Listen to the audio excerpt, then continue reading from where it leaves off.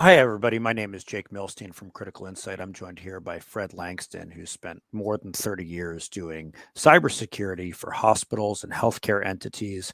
So today we want to talk about budgeting.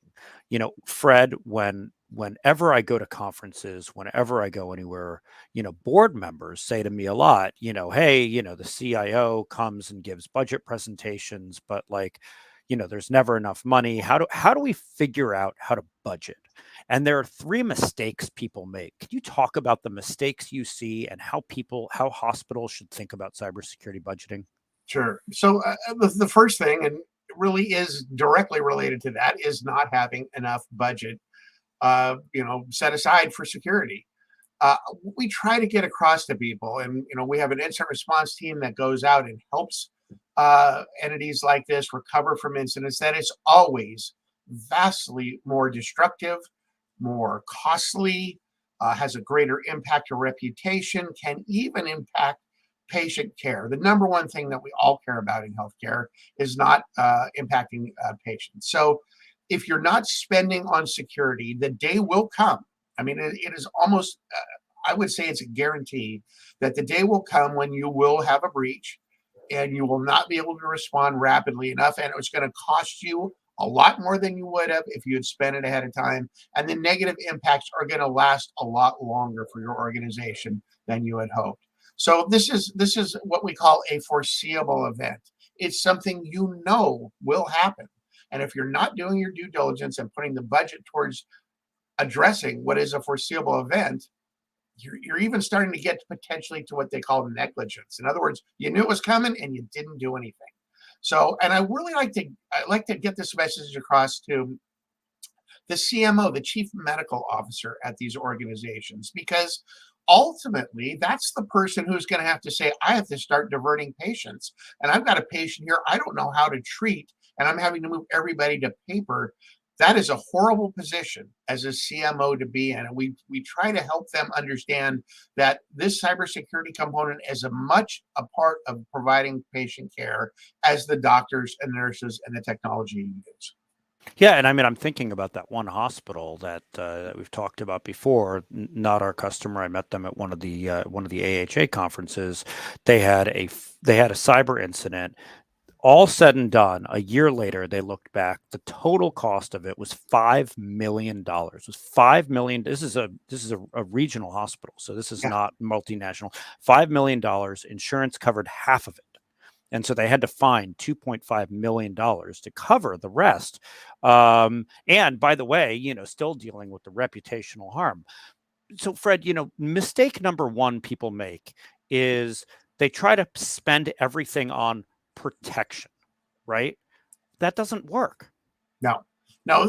So the risk equation, the classic risk equation, has two parts for a reason.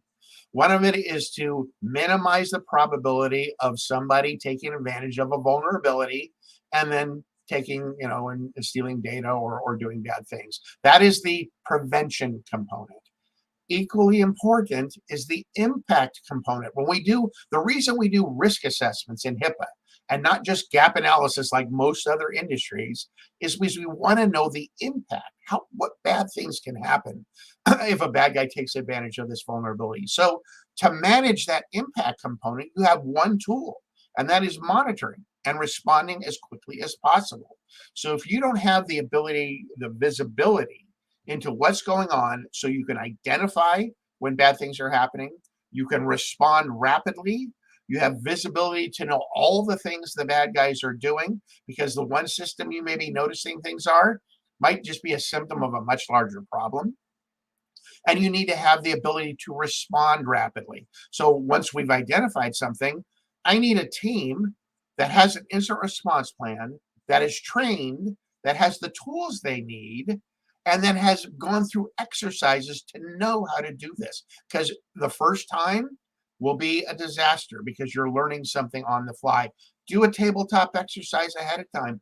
Get ahead of this. Understand what it is. Commit these actions to muscle memory so you can respond as rapidly as possible. Because time, just like when somebody is in a car accident, getting them to the hospital in that golden hour is everything to their survival. You have the same exact situation in healthcare. Every second matters. So not having that visibility into what's happening on the back end and being able to respond rapidly, you're setting yourself up for failure immediately. And spending equally, or at least balancing your spend between your bucket of prevention and preparation for an attack, detecting an attack quickly, and then, making sure you have money for the response. Those three buckets, extremely important. Okay, point number two, and I keep hearing this, people still believe I am a regional hospital, I'm a rural hospital, I'm a small location. Nobody's going to come after me. Why would Russian ransomware gangs come after me if I'm in a rural location? But they Yeah, do. yeah. Not only do they, the reality of the modern world is you are now the absolute target they are looking for. They don't want to go against some hospital that spent $1 million on preparing and securing their infrastructure. Why would they waste their time going after them? They're going to go after you because you're the one that has not spent the time and effort. You are now the easy pickings, right? It's easy for them to come in and take over. You are equally vulnerable to extortion and paying multi-million-dollar fines. I'm going to go for the low-hanging fruit. We are in a world now where our adversaries can scan the entire IP space of the globe in 24 hours. They can identify a brand new vulnerability, especially one that has a new exploit for it, and be attacking that within 24 hours.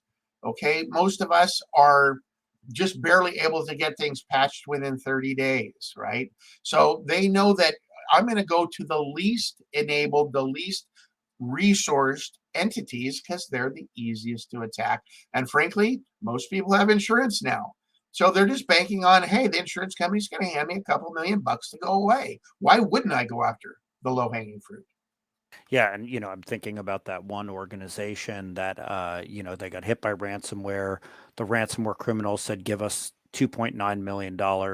They said, "We don't have $2.9 million to give you." The bad guys said, "Well, that's funny. We have your insurance policy right here, and it's for $3 million." And so, but the problem was their entire insurance payout went to the bad guys, and they were left with all the fixes, right? All right. Mistake number three people make. We can do it all ourselves. We can hire enough people, or we have a really strong IT director. We can do it all ourselves. Can people really do it all themselves? If you're a $50 billion company, you can do it yourselves. I mean, I've worked in everything from the largest Fortune 50 companies in America down to small, frankly, mom and pop style companies. And what you see when you're looking at a company that has all this money, they can build their own security operations center. They can run 24/7, 365 with global follow the sun operations.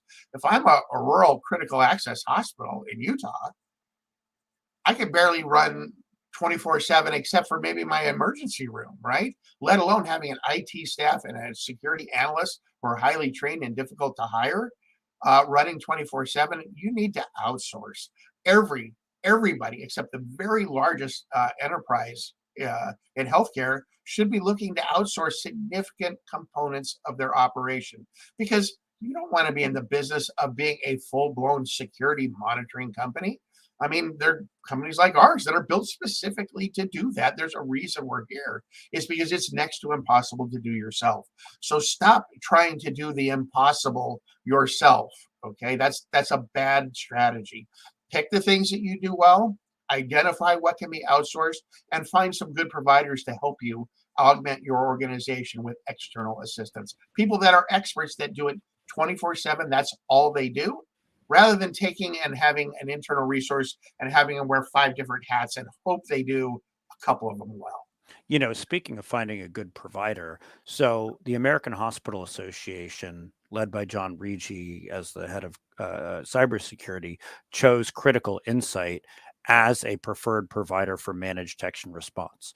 We provide cybersecurity as a service. That means that we help people prepare for an attack. We help with incident response plans. We help with tabletop exercises.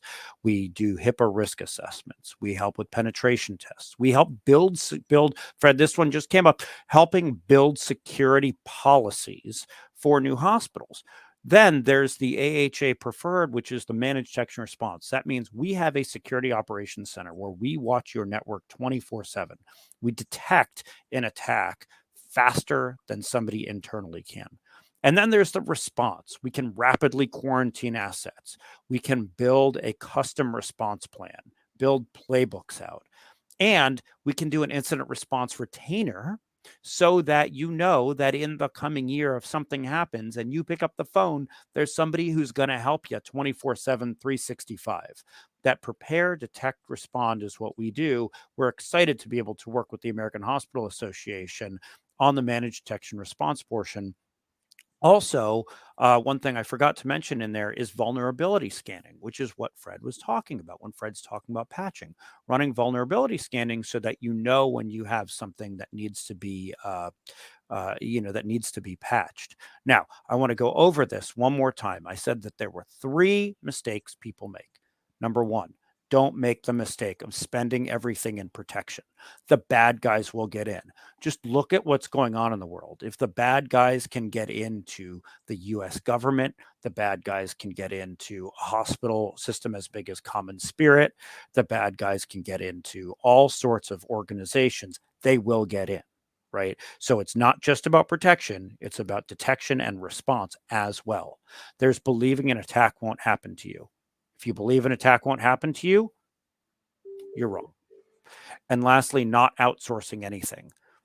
We are not saying you need to replace your internal folks. You need that IT director. You need that IT manager. You need your help desk. You need those folks. What you don't need them to do is have their day consumed by security alerts. That is a full-time job.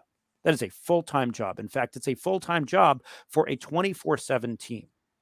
And so what we do is we extend your team with all of our folks so that your internal folks can do their day jobs and make sure that the hospital is operating on a daily basis.